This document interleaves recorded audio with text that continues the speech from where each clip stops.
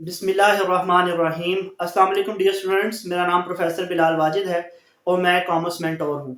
आज की क्लास में जो डेफिनेशंस जो टर्म्स हम डिस्कस करेंगे उनमें सबसे पहली है cost price of an asset, market value of an asset और book value of an asset. एक एसेट से रिलेटेड ये तीन प्राइसेस होती हैं, तीन तरह की कॉस्ट होती हैं, उसको हम डिस्कस करेंगे। तो सबसे पहले हम स्टार्ट करते हैं cost price of an asset. Cost price of an asset को समझने के लिए हम सबसे पहले अपनी डेली लाइफ की कोई मिसाल लेते हैं और एक चीज को बहुत क्लियर करें अपने जहन में कि बाज़ औक़ात बिजनेस के अंदर एसेट की परचेजिंग इतनी आसान नहीं होती। ये एसेट है, कोई आइसक्रीम या बिस्किट नहीं है। हम क्या करते हैं अपनी डेली लाइफ में, हमने बिस्किट खरीदा, उसको खोला और खा लिया, आइसक्रीम खरीदी, उसको खा लिया। लेकिन बिजनेस के अंदर बाज़ औक़ात परचेजेस बहुत ज्यादा कॉम्प्लिकेटेड होती हैं। ठीक है, ऐसा नहीं होता कि आप एसेट परचेज करो और फौरन उसको यूज करने लग जाओ, नहीं। इसकी अगर हम अपनी डेली लाइफ के अंदर कोई मिसाल देखें तो एसी की मिसाल है। देखें, जब हम एसी परचेज करके लाते हैं तो हम उसको यूज नहीं कर सकते जब तक हम उसको बकायदा फिट नहीं करवा लेते।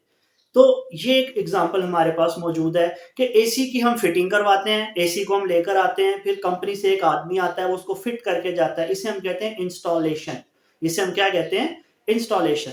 तो बिजनेस के अंदर भी बहुत सारे एसेट्स होते हैं कि जिनको इंस्टॉल किए बगैर आप उसको इस्तेमाल नहीं कर सकते। तो मिसाल के तौर पर हम इसको एग्जाम्पल के तौर पे समझते हैं कि फर्ज करें कि हमने एक जो मशीन खरीदी और वो मशीन की जो लिस्ट प्राइस थी जो हमें मार्केट से मिली, वो मिली 10 लाख की। वो मशीन हमें मार्केट से कितने की मिली? वो 10 लाख रुपए की हमें मशीन मिली मार्केट से। उसको हमने लोड करवाया ट्रक के अंदर क्रेन के जरिए, फिर अपनी फैक्ट्री में लाके अनलोड करवाया।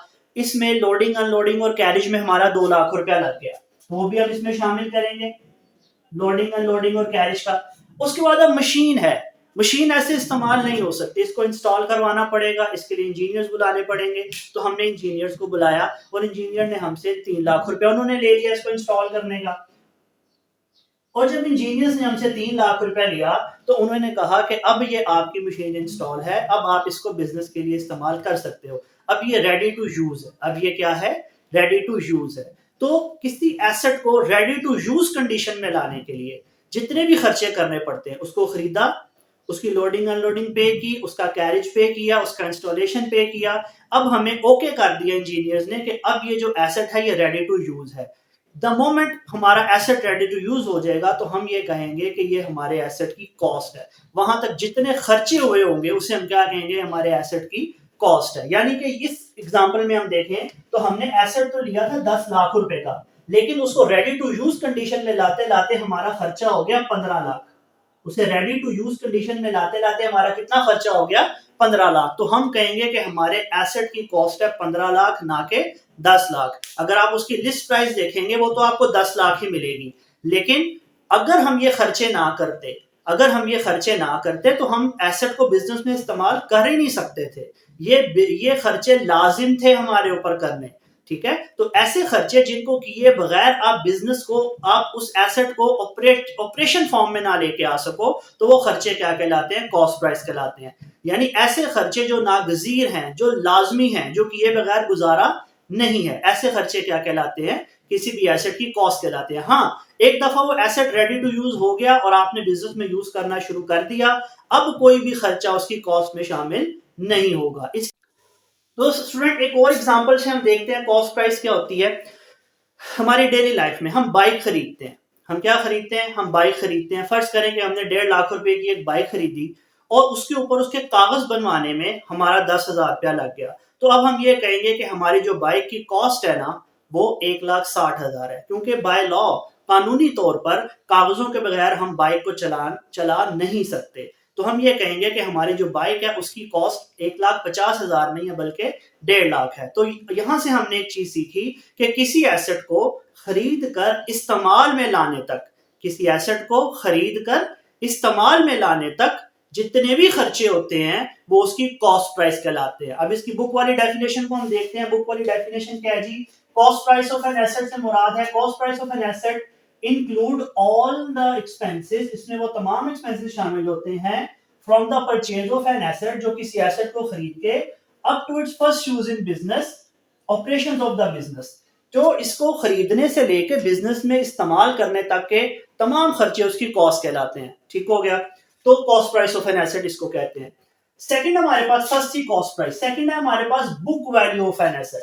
ये बहुत सिंपल सी बात है, आपके एसेट की जो वैल्यू बैलेंस शीट में लिखी हुई है, अगर बैलेंस शीट में लिखी हुई है 10 लाख तो आपके एसेट की बुक वैल्यू है 10 लाख। अगर बैलेंस शीट में लिखी है 8 लाख तो आपके एसेट की बुक वैल्यू है 8 लाख।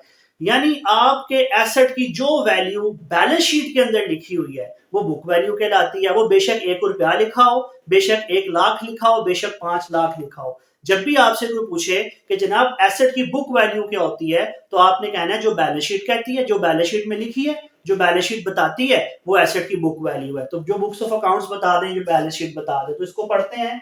कहता है जी, it is the value of an asset as per the books of accounts. As per the books of accounts, जो भी बुक्स ऑफ अकाउंट्स के अंदर वैल्यू लिखी हुई है वो क्या कहलाती है, बुक वैल्यू कहलाती है। और बुक्स ऑफ अकाउंट्स में इससे मुराद है balance sheet. Books of accounts में यहाँ पे एसेट कहाँ लिखा होगा, बैलेंस शीट में लिखा होगा, तो बैलेंस शीट जो वैल्यू बता दे वो आपकी बुक वैल्यू है। लास्ट में एक थर्ड वन हमारे पास आती है, market value of an asset क्या होती है। तो market value of an asset बहुत सिंपल है ये भी। अगर फर्ज करें मैं अपनी बाइक को मार्केट में बेचने गया, तो मुझे एक दुकान वाले ने कहा कि जी मैं 70,000 रुपया दूंगा, तो ये जो मेरी मार्केट में रेट लगा मेरी बाइक का, ये मेरी बाइक की मार्केट वैल्यू है। ठीक है, मैं दूसरी मार्केट में गया, उन्होंने कहा जी हम आपको इसका 75,000 रुपया देंगे या 80,000 रुपया देंगे। जो भी मार्केट ऑन द स्पॉट मेरे एसेट की वैल्यू लगा दे वो मार्केट वैल्यू है। ठीक है, तो मार्केट वैल्यू क्या होती है, the current price of an asset in the market at which an asset could be sold. अभी आपको जो मार्केट में आपके एसेट की कीमत मिल रही है, जैसे भी एक आदमी मुझे कहता है जी 70,000 मेरे से लो और बाइक मुझे दे दो, तो ये मेरी बाइक की मार्केट वैल्यू होगी। ठीक है, तो मार्केट वैल्यू क्या है, जिसपे आपका एसेट अभी खड़े खड़े बिक सकता है, वो आपकी मार्केट वैल्यू कहलाती है। और लास्ट वन स्टूडेंट्स है हमारे पास फ्लक्चुएशंस। फ्लक्चुएशन कहते हैं किसी चीज का बढ़ना या कम होना। अक्सर हमारे यहाँ पे जब लाइट का लोड ज्यादा होता है तो ब्लिंक करने लग जाते हैं बल्ब। ठीक है, इसको फ्लक्चुएशंस कहते हैं। तो फ्लक्चुएशन का मतलब होता है किसी एसेट की वैल्यू का ऊपर जाना नीचे आना, ऊपर जाना नीचे आना। अब आमतौर पे रियल लाइफ में जब हम देखते हैं तो हमें कौन सा एसेट ऐसा मिलता है जिसकी वैल्यू ऊपर भी जा रही है और नीचे भी आ रही है। तो आमतौर पे अगर आप स्टॉक्स को देखें, जो हमारे फाइनेंशियल एसेट्स होते हैं, हम शेयर्स को देखें और मार्केट के अंदर जाके स्टॉक एक्सचेंज में खास तौर पे आप देखें, तो ये ऐसे एसेट हैं हमारे जो स्टॉक्स हैं कि जिनकी वैल्यू ऊपर भी जा रही होती है और नीचे भी आ रही होती है। तो फ्लक्चुएशन से क्या मुराद है, फ्लक्चुएशन से मुराद है द इंक्रीज और decrease in the value of an asset. किसी एसेट की वैल्यू में उतार चढ़ाव, बढ़ना घटना, वो क्या कहलाता है, फ्लक्चुएशन कहलाता है। तो डियर स्टूडेंट्स, आज के लिए डन है। हमने आज 4 डेफिनेशंस पढ़ी हैं, cost price of an asset, book value of an asset, market value of an asset and fluctuations. अगर आपको इन चारों में कोई प्रॉब्लम है, कोई क्यूरी है, तो आप मुझे कमेंट कर सकते हैं, मुझे व्हाट्सएप पे मैसेज कर सकते हैं। मेरा नंबर है 0321418263। इसके अलावा अगर आपको समझ आई हो तो वीडियो को शेयर करें, लाइक करें, सब्सक्राइब करें। मुझे और मेरी टीम को अपनी दुआओं में याद रखें। अल्लाह हाफिज़।